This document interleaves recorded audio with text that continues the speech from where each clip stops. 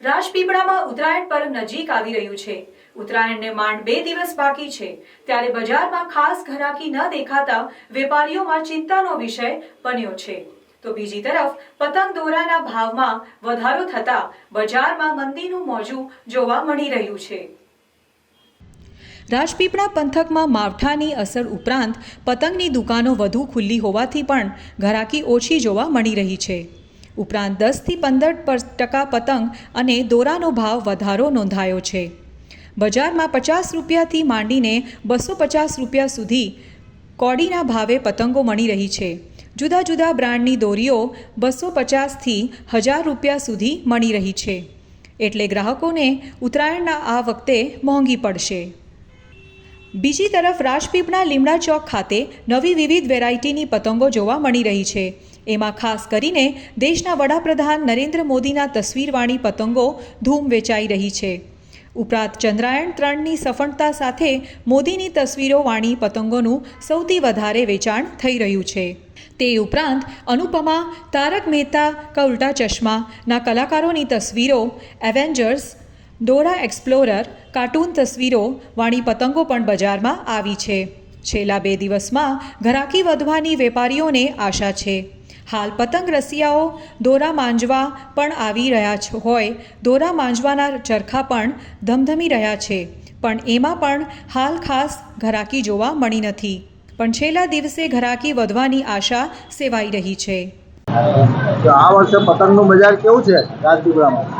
આ વર્ષે પતંગનું બજાર નરમ છે, ભાવમાં વધારો છે 10% જેવો, એના દકે ઘરાકી થોડી ડીમ છે। અચ્છા, ભાવમાં કેટલા ટકાનો વધારો થયો છે? ભાવમાં 10% જેટલો વધારો થયો છે। શું ભાવ ચાલે છે પતંગનો? કેટલા રૂપિયાથી કેટલા સુધી? 70 રૂપિયા કોડી છે, 100 રૂપિયા કોડી છે, 120 રૂપિયા કોડી છે, 140 રૂપિયા કોડી છે, પછી 250 રૂપિયાની કોડી છે। જેવી પતંગ એવો ભાવ છે। અચ્છા, પતંગ બજારમાં ઘરાકી નથી, એનું શું કારણ? આ માવઠા થયા કરે છે, એના કારણોસર થોડીક મંદી વધારે લાગે। શું પછી છેલ્લા દિવસોમાં ઘરાકી વધશે એવી આશા છે? આશા તો છે સાહેબ। એવું છે। શું નામ તમારું? મારું નામ કેતન કુમાર કનુભાઈ માછી। રાજપીપળામાં કઈ પતંગો વધારે ચાલે છે? રાજપીપળા નર્મદા જિલ્લા શહેરમાં મોદી સાહેબની પતંગ પ્લાસ્ટિકમાં બની છે। અવારનવાર મોટી વેરાયટી, નાની વેરાયટી એવી બધી બનાવી છે, અને પ્લાસ્ટિકની માંગ વધારે છે, અને મોદી સાહેબનું ઉપર પોસ્ટર બનાવેલું છે, એના માટે પતંગો મોદી સાહેબની વધારે માંગ છે ને ચાલે છે। દરે રાત વેચાય છે એ પતંગો। મોદી સાહેબની પતંગ વધારે વેચાય છે। ને બીજું કે રાજપીપળામાં થોડીક અમને મંદી છે। 2 દિવસ પછી ઘરાકી 12 ને 13 તારીખની આજની તારીખમાં ઘરાકી સાંજની નીકળે પતંગોની, તો એ આગળ લોકસભાની ચૂંટણી આવે છે, એના કારણે મોદી સાહેબની પતંગોની માંગણી વધારે છે। એ બાબતમાં વધારે પડતી મોદી સાહેબની પતંગો ચાલે છે, નાનીથી મોટી લગીને। મારું નામ માછી વિનોદભાઈ સોમાભાઈ, લીમડા ચોક, રાજપીપળા નર્મદા।